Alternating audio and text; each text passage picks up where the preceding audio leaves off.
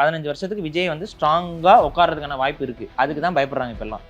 அப்ப இந்த கட்சிகள் என்னன்னா விஜயோடைய இந்த டேர்ம்லயே அவரை வந்து தோக்கடிக்கணுங்கிறது தான் பார்வையா இருக்கும். ஸோ அந்த பார்வைக்கு ஏற்ற மாதிரி தான் எல்லாரும் அடிக்க போறாங்க. குறைஞ்சபட்சம் ஒரு தமிழராக இருக்கக்கூடிய விஜய்க்கு தமிழர்களோட ஆதரவு இருந்திருக்க வேண்டியது. ஒத்துக்க மாட்டாங்க. நீங்க வந்து ஆளாளுக்கு வந்து தமிழர் கிடையாது, அது இல்லைன்னு. அவர் பிறப்பால் தமிழர் தான். அதுக்கு வந்து அவங்க அப்பா அம்மா எல்லாம் வச்சு பார்த்தாவே தெரியும். சும்மா வந்து வதந்தியை கிளப்புற மாதிரி அவர் தெலுங்கரு, ஏன்னா கூட நிக்கிறாங்க 4 பேர் தெலுங்கரு அப்படிலாம் சொல்லிட்டு எல்லாம் பண்றாங்க. கண்டிப்பா தெலுங்கு லாபி இதெல்லாம் வந்து அவர் கூட சுத்தி நிக்கிறாங்க. அதெல்லாம் மாற்றுக்கிறது இல்லை, அதெல்லாம் இருக்கு. அவரோட இப்ப நிக்கக்கூடிய மிக முக்கியமான நபர்களே தமிழர் அல்லாதவர்கள்லாம் இருக்காங்க. ஆனா இவர் பிறப்பால் தமிழர். அந்த அடிப்படையில ஒரு சில பேர் அவருக்கு ஆதரவு கொடுத்தாலும் இப்ப அவருடைய நிலைப்பாடு என்ன ஆயிருக்குன்னா, காங்கிரஸோட கூட்டணிங்கும் பொழுது தமிழ் இன உணர்வாளர்கள் தான் இந்த அடிப்படையில் அவரை பார்ப்பாங்க.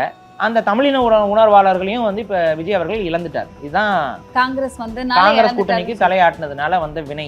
இப்ப அது மட்டும் இல்லாம இடைத்தேர்தலோ இல்ல இப்ப இவங்களோட கவர்மெண்ட் கவிழுதுன்னே வைங்களேன்.